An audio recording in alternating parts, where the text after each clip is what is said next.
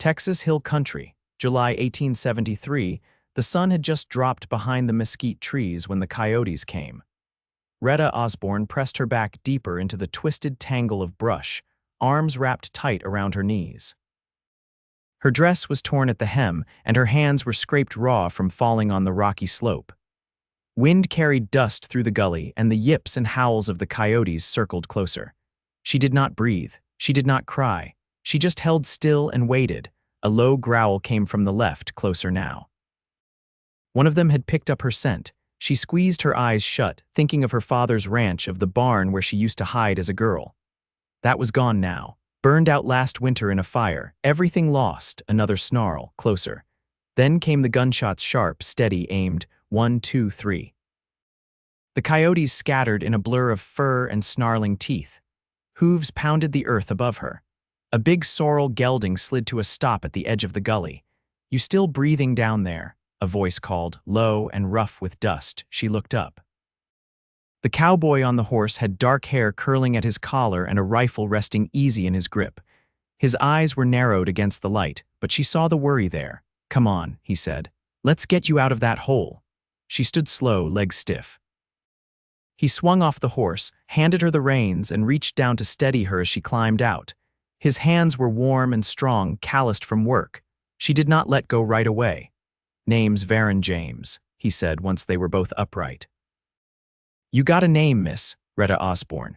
He looked her over, eyes settling on the blood on her palms and the torn dress. "You hurt bad." "No, just spooked. Coyotes'll do that." She nodded, still gripping the reins. "You alone out here?" Her throat tightened. "I am now." He waited. "Did not push. My wagon got stuck down a dry wash about an hour back. I went looking for help, got turned around. You traveling with anyone?" "My little brother and sister." Her voice broke. "I left them in the wagon with some water and jerky. They're 8 and 10. I should never have left them." Varen was already up in the saddle. "You remember the way?" She nodded fast. "Then get up behind me. We ride now." She climbed up behind him, gripping his waist, and they rode hard. The wind whipped her hair back, and her cheek pressed against his shoulder as the gelding thundered through the brush. She could feel the heat of him, the solid steadiness of his body. She had not felt safe in months. They found the wagon near a cut of limestone boulders, tilted sideways but whole. Two small faces peeked out from behind the canvas. "Rowan, Rosie." Rhetta slid off the horse before it had fully stopped and ran to them, pulling them into her arms. They cried into her dress, and she held them tight. Varen stepped back, giving them space. He looked at the sun, then back at the broken wagon. "You are not going nowhere with that mess tonight. I got a line shack about 5 miles west. You can rest there. I got food, water. You and the kids are welcome." Rhetta studied him. He had not asked for anything. Had not looked at her like a man hoping to get lucky. Just calm, steady help. And after the last year, after losing her father, after the fire and the debts and the long walk to nowhere, it felt like something she could lean into. "All right," she said. "We'll come." He lifted Rosie first, then Rowan, then helped Rhetta up again. She rode with her arms around both children, Varen walking the horse slow through the dark. The shack was small, tucked under a stand of cedar trees. The door creaked open and a cool draft slid out. Inside, there was a cot, a potbelly stove, a crate of dry goods, and a table with 2 chairs. He lit a lantern, set it in the center of the room. "You 3 take the bed, I'll sleep outside." "You saved us," Rhetta said, her voice soft. "You do not need to sleep out in the dirt." He looked at her then, a flicker of something in his eyes, surprise maybe, or respect. "I will be all right," he said. "But thank you." The kids were asleep fast, curled against each other. Rhetta stood at the doorway, watching Varen roll out a blanket just beneath the porch awning. "You ever been married?" she asked, voice barely above the wind. He paused, laying down his saddlebag as a pillow. "No, madam, me neither." He looked up at her, the lantern light catching the curve of her cheek. "You plan to," she shrugged. "Did once, not anymore." "Why not?" "Because every time I trusted someone to stay, they left." He did not answer, but his gaze held hers, not pity, not desire. Just understanding. She stepped back inside, closing the door gentle behind her, and for the first time in a long time, Rhetta slept through the night. The next morning came slow, with pale light filtering through the cedar branches and the faint scrape of boots on dry earth. Rhetta rose from the cot without waking the children. Her legs ached from the ride, and the back of her neck was stiff from sleeping upright for too long. She stepped outside barefoot, the boards of the porch cool beneath her soles. Varen was crouched by the fire pit, coaxing a flame from a bundle of dry grass and cedar bark. His coat hung from a nail beside the door, and his shirt sleeves were rolled past the elbow. "You always up before the sun?" she asked. He didn't look up, just blew gently into the kindling until it caught. "Old habit, cattle don't wait. You run stock. Used to, now I ride fence line, fix what's broke." She leaned against the post, watching the fire take. "And this place, yours?" "No, belongs to the rancher I work for. He lets me use the line shack when I'm working this stretch." She folded her arms, eyes scanning the low hills beyond. The sky was warming fast, and the smell of cedar smoke curled through the air. "They sleep?" he asked. Still breathing steady. He nodded once, then reached into a sack near the fire and pulled out a tin of beans and a twist of salt pork. "Ain't much, but it'll fill you."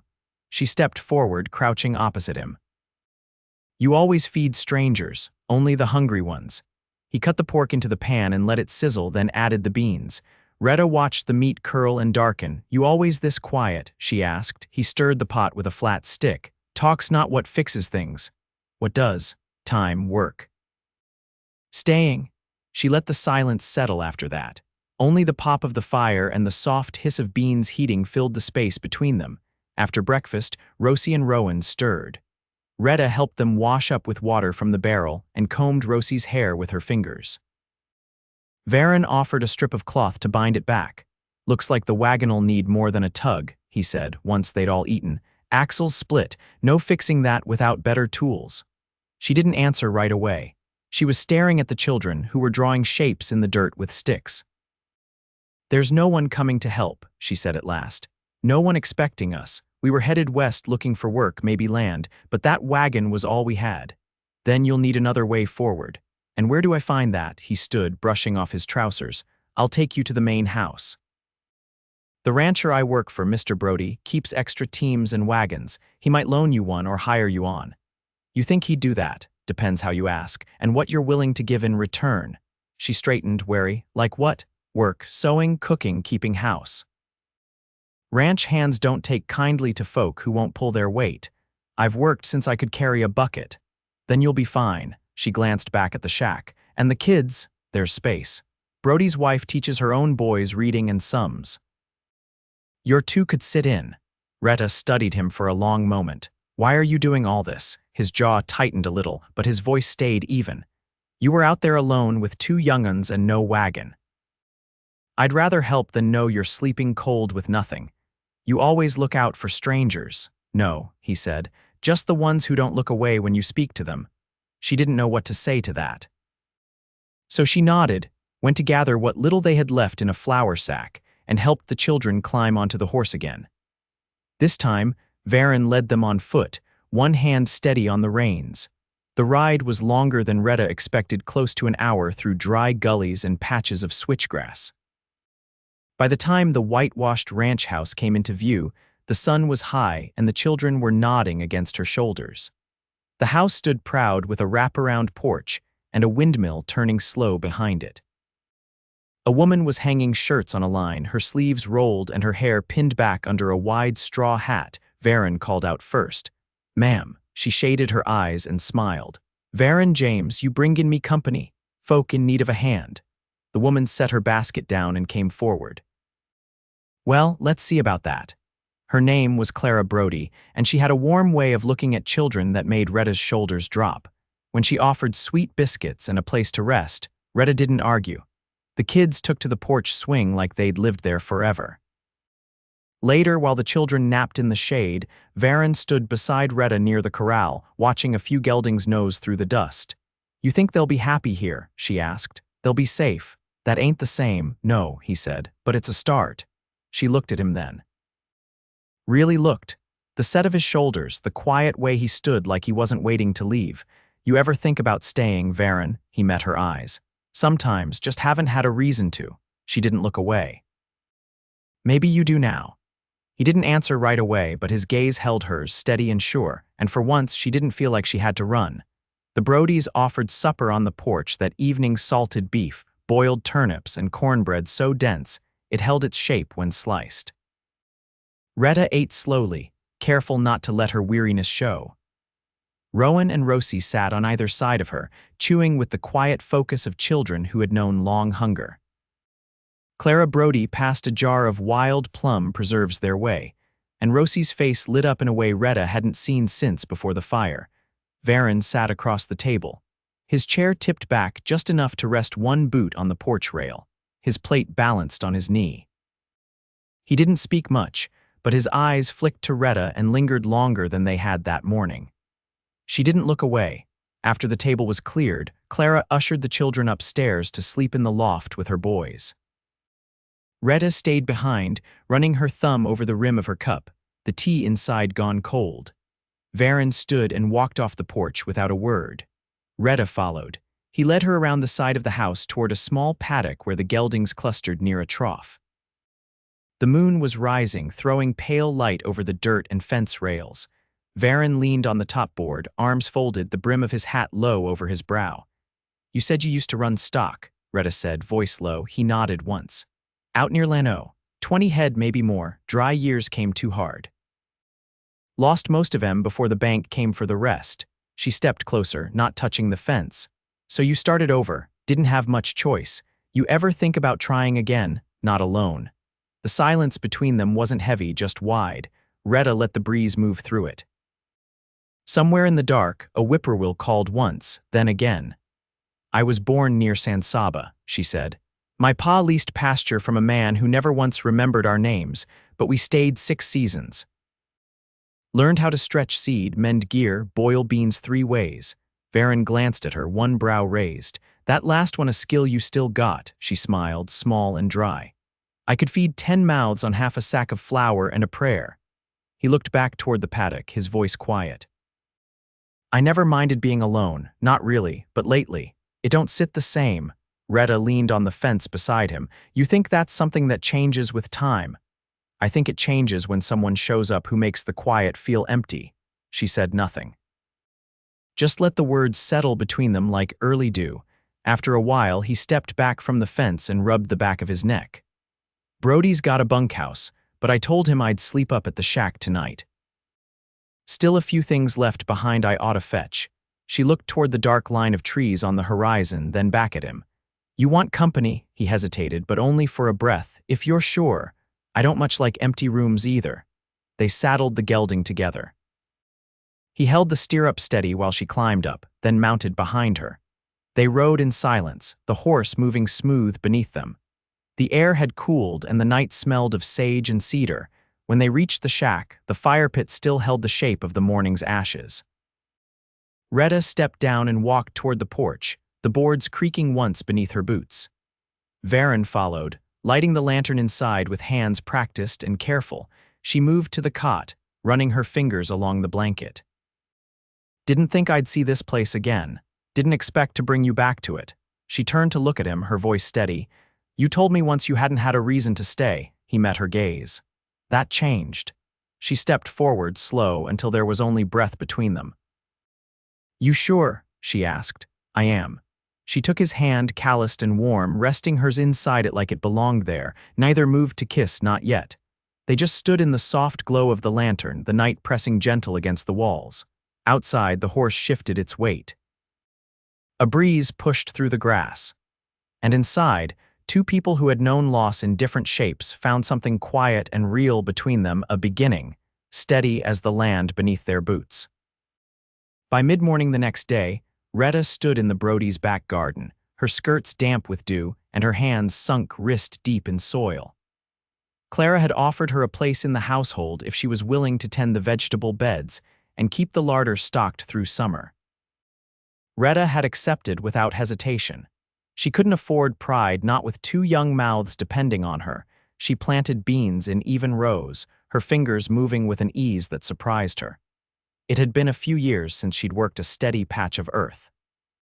After her father died, there'd been no ground to claim. Varen approached from the pasture, leading a roan mare with a limp in her left hind. He paused at the fence, watching her work. She didn't look up. You always plant in straight lines like that. I was taught straight rows made for easier harvest, less waste. My mother used to plant in circles, he said. Said the earth didn't grow in lines and neither should we. Rhetta brushed soil from her palms, finally meeting his eyes. Your mother's still living. No, died of lung fever 5 winters ago, buried her next to my little brother. She didn't offer sympathy. Instead, she stood and crossed to the fence, wiping her hands on her apron. You think about her often, every time I get quiet. They fell into step without speaking, moving toward the barn together. The mare followed behind, favoring her leg. Inside the barn, the dust hung suspended in shafts of light pouring through the slats. Varen led the horse to a stall and uncinched the saddle with practiced ease. Rhetta leaned against the doorframe, watching the way his shoulders moved beneath his shirt, the way his hands calmed the animal. You fix lameness too, she asked. I do what I can. This mare stepped into a burrow hole 2 days back, not broken but swollen. You want help, he nodded, and she fetched a bucket from the corner, filling it with cool water from the pump. Together, they wrapped the leg in soaked linen strips. She held the mare's head steady while Varen wound the cloth, his fingers gentle and sure. You always this patient, she asked, only when it matters. The horse shifted her weight, and Rhetta ran a hand down the animal's neck. You think she'll walk right again, with time. She looked over at him, the sunlight catching the edge of his jaw. That what you're hoping for? That time fixes everything? No, he said. I think time just gives us the space to try again. Outside, the wind had picked up, carrying the scent of dry grass and distant rain. Rhetta stepped out into it, letting it lift her hair from her neck. I used to think I could plan every step ahead, she said. Like if I worked hard enough, stayed careful, nothing would break. And everything broke anyway. Varen joined her at the barn's edge, arms resting loosely at his sides. You looking to build something new? He asked. I don't know what I'm looking for, she said. But I know what I'm done with running, scraping, waiting for someone to show up who never will. You think I'll disappear? She turned to face him fully. I think if you meant to go, you'd have already gone. He reached for her hand then, slow, giving her time to pull away. She didn't. His fingers closed around hers, warm and firm. Come supper, I'll be heading back to the shack, he said. I've still got a few head to check along the east fence. You going alone? I was hoping I wouldn't. She didn't answer right away, just studied his face, how the lines around his eyes deepened when he waited too long for an answer, how he never shifted his weight like he was looking for a way out. I'll come, she said. That evening, while Clara kept the children busy with needlework and stories, Rhetta rode out beside Varen, a saddle borrowed from the Brody's tack room. The land rolled open around them, soft and golden in the low light. They didn't speak much. But when their horses brushed shoulder to shoulder, neither pulled away. Near a stand of scrub oak, they found the cattle clustered by a spring-fed trough. Varen dismounted to check the water level while Rhetta sat her horse, watching the sky shift from amber to violet. You ever think about staying in one place for good? She asked as he climbed back into the saddle. I think about it more now than I ever did. And what would keep you there? Someone who sees the same horizon I do.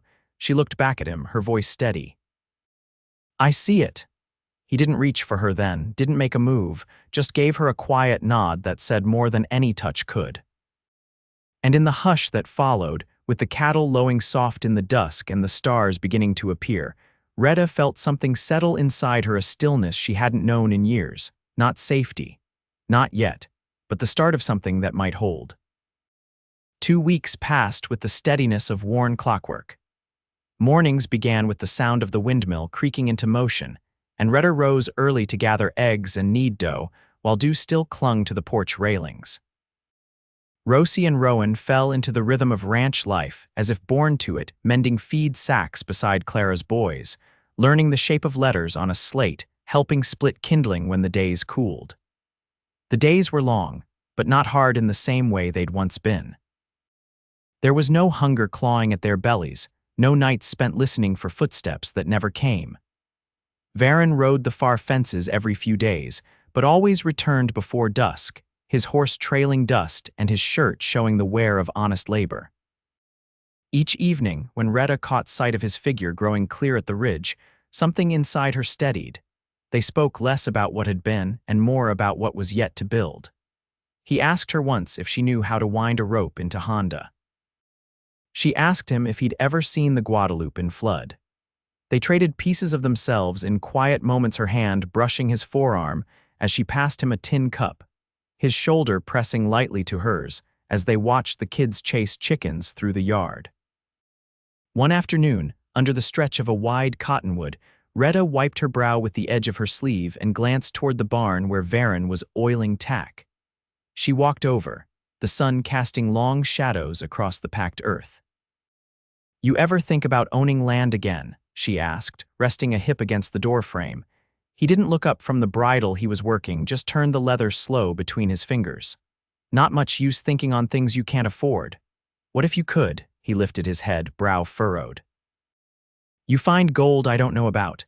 "No, but Clara told me there's a parcel east of the creek Brody's looking to lease out come fall. Field's already fenced, needs a roof and a bit of sweat." Varen set the bridle down, wiping his hands. "That land's rough. So were you," she said. He let out a quiet breath, something between a laugh and a sigh, his eyes softening when they met hers. "You offering to help me tame it?" "I'm saying I've got two good hands, a strong back, and no interest in being beholden to anyone ever again." "I'm not afraid of rough." He stepped closer, close enough that the dust between them stilled. "You'd build with me, if it's the right ground." He reached out slow and took her hand. "Rhetta, I don't want to just build land with you." She didn't pull away. "What else you thinking?" "I want a home. With you. One where Rosie and Rowan laugh in the mornings and we plant things that grow deep. I want you beside me when the roof leaks and when the wheat stands tall." She stepped in, one hand at his chest. "That sounds like something I'd stay for." He kissed her, then not fast, not hungry, but like a promise shaped in the quiet space they'd both been learning to trust. His arms came around her, and she leaned in without hesitation. They married on a Sunday, beneath that same cottonwood where the leaves whispered like old friends. Clara stitched Rhetta a dress from muslin she'd been saving, and her boys lined up beside Rowan in boots that didn't quite match. Rosie carried a bunch of wild daisies, her hair tied with a ribbon Varen had bought in town with his own coin.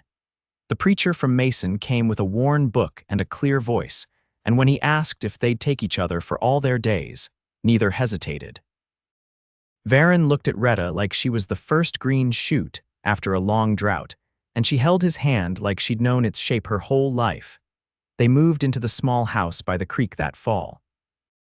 The roof leaked, just like he'd said it might, and the back door stuck when it rained, but the hearth held heat and the walls held laughter. Rhetta planted beans in rows at first, then let them arc into circles come spring. Varen built a corral by hand, post by post, and let Rosie name the colt born under a blue moon. Some nights, after the children had gone to sleep and the fire burned low, they sat side by side on the porch, her head resting on his shoulder, his thumb tracing lazy circles against her palm. They didn't talk much then. They'd said all the things that mattered already, and as the days swelled into years, the house grew fuller not with things, but with moments. A broken fence mended together.